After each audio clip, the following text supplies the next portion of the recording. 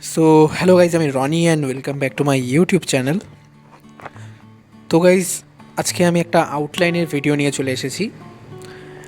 Fully free হ্যান্ডে Loomis method use করে তোমরা কীভাবে একটা পোর্ট্রেটের আউটলাইন তৈরি করতে পারবে, তো সেটা নিয়ে আজকে এই ভিডিও। আগে একটা এই নিয়ে ভিডিও করেছিলাম, তো সেখানে অনেকের কোয়ারিজ ছিল, অনেক প্রশ্ন করেছিল অনেকে, তো সেসব কিছুরও আজকে অ্যান্সার করব আমি এই ভিডিওতে। আর তোমাদেরকে বলবো যে কীভাবে আমি এখানে ড্র করতে চলেছি পোর্ট্রেট। তো গাইস, আমি এখানে ফার্স্টে একটা সার্কেল করে নিয়েছি, দেখতে পাচ্ছ তোমরা যেমনটা। আর সার্কেলটাকে আমরা দুটো পার্টে ডিভাইড করব, একটা ভার্টিক্যালি আর একটা হরিজেন্টালি। আর মাঝখানের যে সেন্টার যে লাইনটা, সেই লাইনটা হবে আমাদের, যে লাইনটা এই যে ড্র করছি আমি, সেটা হচ্ছে আমাদের আইব্রো লাইন। তো এখানে এই লাইন বরাবর আমাদের আইব্রো যেটা, সেটা ড্র করব।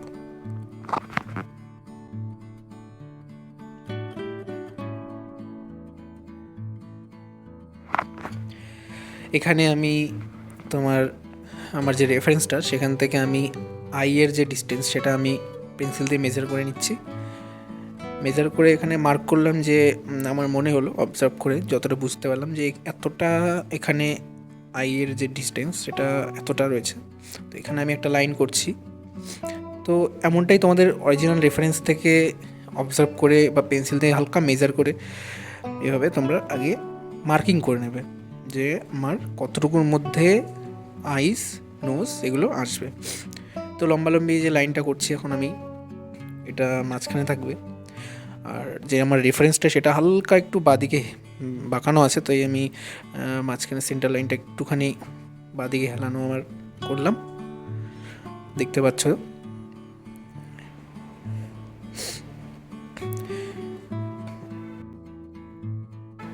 এই প্রসেসগুলো গাইজ স্লোলি হয়, একটু আস্তে ধীরে। ফার্স্টের যে তোমার মার্কিংগুলো, এই মার্কিংয়ে গাইজ একটু টাইম দিয়ে তোমার একটু অবজার্ভ করে আস্তে ধীরে তোমাকে মার্কিং করতে হবে। এখানে তাড়াহুড়ো করলে এখানে পেশেন্সের অনেক বড় খেলা এখানে। এবার এখানে আমার মনে হলো যে নোজটা সেটা এত দূর হতে পারে। তো পুরো যে মার্কিংগুলো বা যে মেজারমেন্টগুলো, আমি এটা অলমোস্ট আমি প্রায় আমার অবজারভেশনের মাধ্যমেই আমি এখানে মার্ক করছি। তো এমনটা হতে পারে যে এটা হয়তো একদম অ্যাকুরেট নাও হতে পারে, বা হতে পারে। চেষ্টা করবো আমি অ্যাকুরেট করার।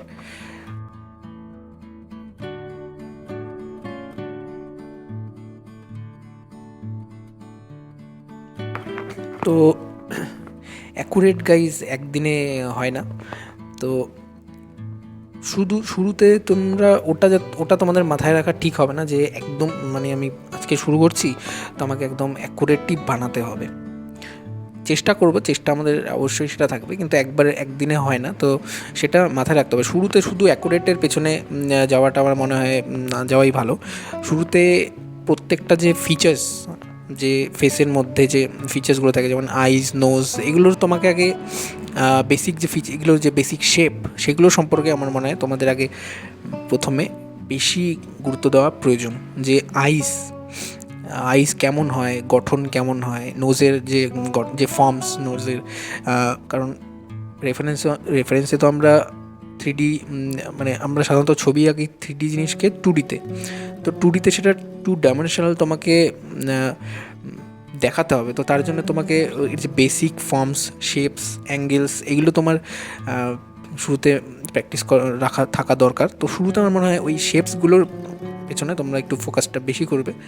আস্তে আস্তে তারপরে যখন অবজারভেশনের মাধ্যমে আমরা যখন প্র্যাকটিস করতে থাকবো, তখন আস্তে আস্তে সেটা অ্যাকুরেট হতে শুরু করে দেবে। তো এখানে যেমনটা আমি করছি, যেমন দেখতে পারো, প্রথমে আমি মার্কিং করে নিলাম যে আমার নোজ, আইজ এগুলো কোথায় বসবে। তো তেমনটাই আমি বাইরের যে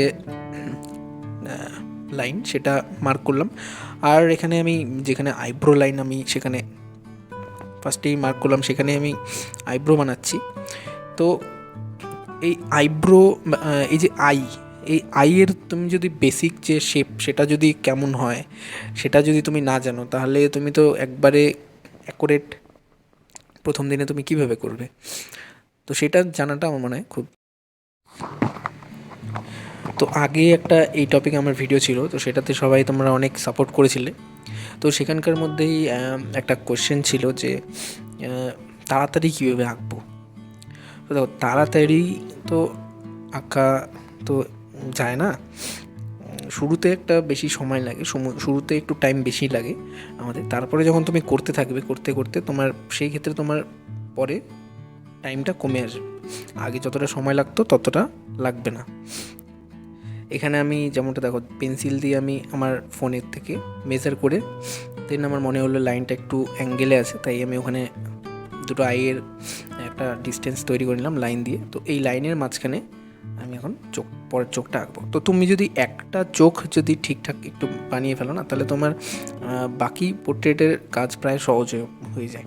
কারণ একটা ফিচার্সের সাথে বাকি সবগুলো তোমার তাহলে ওটা মেজার করতে খুবই হেল্প হয়। তো চেষ্টা করবে যাতে একটা চোখ একটুখানি একটু দেখে শুনে একটু অবজার্ভ করে ভালো করে করার। তাহলেই তোমার দেখো, আমি এখানে যেমন দেখতে পাচ্ছ এই একটা চোখের সাথে আরেকটা চোখের যেটা কানেক্টেড, যে লাইনের মাধ্যমে আমি কানেক্ট করলাম।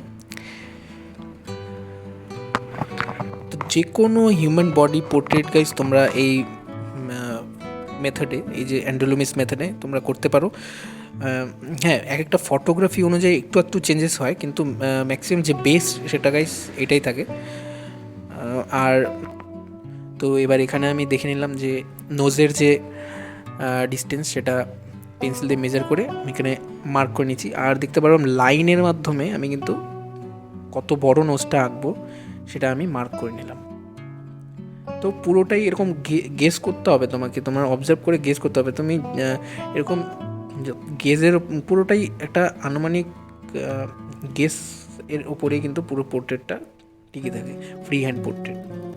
যত তুমি প্র্যাকটিস করবে তোমার ফ্রি হ্যান্ডে, তত তোমার অবজারভেশন পাওয়ার বাড়বে আর তুমি সঠিক গেস করতে পারবে। আর তখনই দেখবে তোমার পোর্ট্রেট অ্যাকুরেট হতে শুরু করে দিয়েছে।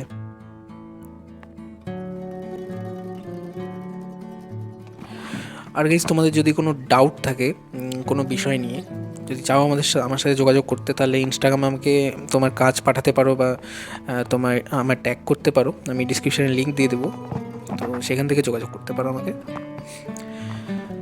তো এখানে যেমনটা আমি দেখতে পাচ্ছ, এই যে এই আইবলটার সোজাসুজি আমার মনে হলো রেফারেন্স দেখে যে অতটা লিপের ডিস্টেন্স রয়েছে, তো ততটাই আমি মার্ক করলাম।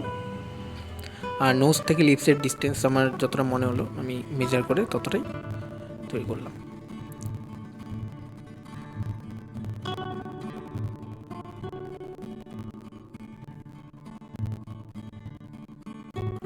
তো এবার দেখো, এখানে আমার প্রায় অলমোস্ট আইজ নোজ লিপস প্রায় কমপ্লিট। এবার আমি সেই যে লিপসটা, সেই লিপসের আমার ডিস্টেন্স থেকে আমি বাকি জিনিসগুলোকে আমি দেখো মার্কিং করছি। তো এক একটা জিনিস এক একটার সাথে কানেক্টেড। তো তুমি আইস যদি তোমার ড্র করা হয়ে যায় দুটো, তাহলে তুমি আইসকে মেজার করে তুমি নোজ বানাতে পারবে, আর নোজকে মেজার করে দেন তুমি লিপস। আর লিপস পুরো এই 3-4টে ফিচার্সকে মেজার করে তুমি বাকি যে গঠনটা, বাইরের যে আউটলাইনটা, সেটা তুমি করতে পারো। তো আউটলাইন গাইজ সাধারণত আরও নানানভাবেও করা যায়। যেমন এর মধ্যে আছে একটা গ্রিড মেথড, যেটা মার্কেটে এখন খুবই চলে।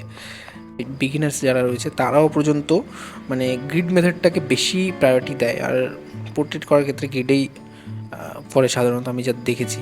তো সেই গ্রিড মেথডটাও ভুল নয়, কিন্তু কি গ্রিড মেথডে করার সময় গাইজ তোমার যে অ্যাকচুয়াল যে লার্নিং সেটা তুমি স্কিপ করে যাও। এই যে ধরো, এই যে ফ্রি হ্যান্ড যেটা বানাচ্ছি আমি এখানে, এই ফ্রি হ্যান্ডে যখন তুমি বানাবে তখন তোমার মাথা তখন অ্যাক্টিভ থাকবে, তোমার ব্রেন তখন কাজ করবে কি, যে তুমি তোমার প্রত্যেকটা সেকেন্ডে তুমি ভাববে যে এই আইসটা শেপ কেমন, কতটা হেলানো আছে, কোন দিকে তাকানো আছে, নোজটা কতটা বাঁকানো আছে, নোজের যে অ্যাঙ্গেলটা সেটা কেমন আছে, একটার থেকে আরেকটা ডিস্টেন্স যে সেটা কতটা। তো এই সমস্ত কিছু তুমি যদি যখন ফ্রি হ্যান্ডে বানাবে তখন তোমার মাথায় কাজ করবে, তখন তো অ্যাকচুয়াল লার্নিং, অ্যাকচুয়াল যে তোমার ইমপ্রুভমেন্ট, তো এখান থেকে এই ফ্রি হ্যান্ড করলে গাইজ তোমার অনেক কিছু শিখতে পারবে। এই কারণে গাইজ ফ্রি হ্যান্ড যে ড্রয়িং সেটা ফ্রি হ্যান্ড করাটা খুবই ইম্পর্টেন্ট বলে মনে হয়, যদি তুমি অ্যাকচুয়ালভাবে তুমি যদি আসলভাবে শিখতে চাও তুমি ভালো করে। আর শুধু পোর্ট্রেট ক্ষেত্রে নয়, তুমি যদি ফ্রি হ্যান্ডে বানাও তাহলে তোমার বাকি যে ড্রয়িং রিলেটেড যতই কাজ থাকুক না কেন সেগুলো তোমার ইজি হয়ে যায় ফ্রি হ্যান্ডে করলে পারে। এই কারণে ফ্রি হ্যান্ড গাইজ খুবই ইম্পর্টেন্ট। আর আমিও শুরুতে গ্রিড মেথডে করেছিলাম, কিন্তু এই মেথডটাকে এখন এটাই করি আমি। আর এটার ইম্পর্টেন্স যখন আমি বুঝেছিলাম ফ্রি হ্যান্ডের, তখন থেকে গাইজ আমি এই ফ্রি হ্যান্ডেরই সবই করি, সব কাজই আমার ফ্রি হ্যান্ডই থাকে।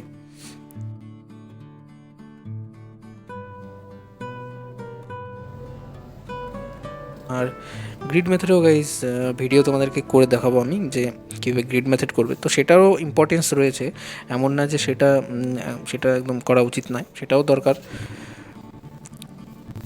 শুধু বুঝতে হবে তোমাদের যে কোনটা কতটা কখন দরকার।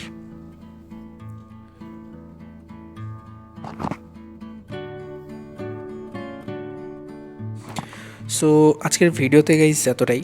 আই হোপ যে তোমাদের ফ্রি হ্যান্ড আউটলাইন ড্রয়িং নিয়ে একটু হলেও ক্লিয়ার করতে পেরেছি।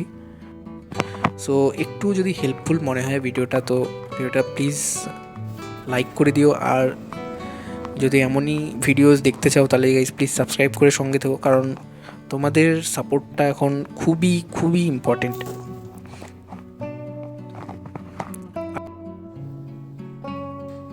সো এখানে আমার ড্রয়িং প্রায় অলমোস্ট কমপ্লিট। তো নেক্সট ভিডিওতে গাইজ এটাকে কালার করব। সো দেখা হচ্ছে আমার সাথে গাইজ পরের ভিডিওতে। ততক্ষণের জন্য guys stay safe, stay at home, and do practice more and more and more and more and more. By.